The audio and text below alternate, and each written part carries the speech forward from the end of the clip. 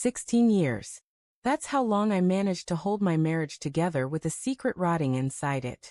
16 years of school pickups, birthday parties, family vacations, and quiet Sunday mornings with coffee and the paper. To anyone looking from the outside, we were the picture of stability. But the truth? The truth was built on two mistakes I made before we even had kids. Mistakes I thought I could bury forever. My name is Rachel, I'm 41, and I ruined my life long before it ever looked beautiful. When I was 24, just a year into dating Adam, who would later become my husband, I cheated. Twice. Once with a coworker after too many drinks at a holiday party, and once with an old college fling I ran into during a girls' trip. Both times I told myself it was nothing. Both times I swore it wouldn't happen again. And I was right. I never cheated after that. The second I saw Adam's face, his smile, the way he trusted me so fully, it broke something in me. The guilt swallowed me whole, but instead of confessing, I locked it away. I told myself honesty would destroy him, destroy us. So I convinced myself the kindest thing to do was to keep it hidden, to build a family on top of my lies and pray the foundation held. And for a long time it did. Adam was a good husband, a present father. We had 2 kids, a comfortable home, a life people envied. But inside I was always waiting for the universe to balance the scales, waiting for my sins to surface. I didn't expect it would take 16 years.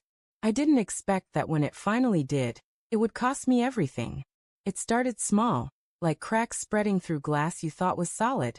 Adam got quiet around me. Not the usual tired silence, but something heavier, colder.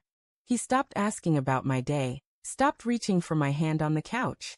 For weeks I told myself it was stress from work, or maybe he was just burned out from parenting.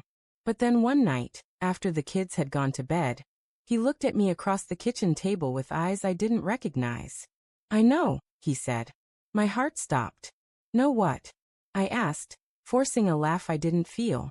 16 years, Rachel. 16 years you let me build a life on a lie. You cheated before the kids, before the house, before everything. And you never told me. His voice didn't break. It was steady calm, almost too calm. That's how I knew it was real. I wanted to deny it. God, I wanted to scream that he was wrong, that someone had lied to him. But there was no use. He knew. Maybe he found messages. Maybe someone slipped after all this time. Maybe he just pieced it together. I'll never know. The only words that came out were, "I'm sorry." Adam leaned back in his chair, eyes sharp, almost pitying. "You don't get it. I could have forgiven the cheating back then. We were young, stupid. I could have forgiven mistakes. But not the lies. Not 16 years of you looking me in the face and choosing silence."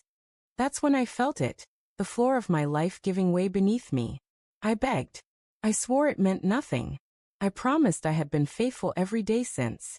But he just shook his head. "You don't get to rewrite history now, Rachel. You wrote it the day you cheated and buried it. And I can't live in a marriage that was never real to begin with." And just like that, my world began to collapse. The divorce papers came faster than I thought possible. No yelling, no dramatic fights, just cold signatures and the sound of a door closing. Adam didn't drag it out. He didn't even try to punish me. He simply erased me from his life like I was an old mistake he had finally corrected. The kids stayed with him most of the time. He had the house, the stability, the career. Me? I had an apartment with peeling paint and silence so loud it shook me awake at night. I thought at first that he'd come around, that maybe after a few months of space, he'd remember the years we shared and give me another chance. But Adam wasn't like other men. When he said something was over, it was over. I watched from a distance as he built a new life. He poured himself into the kids, into work, into finding joy again. And he thrived without me. Meanwhile, I shrank. The friends we once shared? They sided with him. The family I leaned on? They couldn't look at me without disappointment in their eyes. 16 years of stability gone.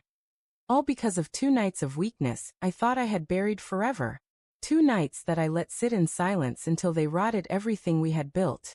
I thought secrets kept in the dark would stay harmless, but secrets always have a way of clawing to the surface. Now, when I sit in this empty apartment, staring at walls that don't hold any pictures, I realized something I wish I had understood earlier. Cheating isn't just about the act. It's about the cracks it leaves in trust. And lies? Lies spread like poison until there's nothing left to save. Adam didn't destroy me. I destroyed myself, slowly, quietly, and completely. 16 years later, I've lost the man who loved me, the life we built, and the family I thought I'd always have. And the worst part? I can't even blame anyone else. This was all me.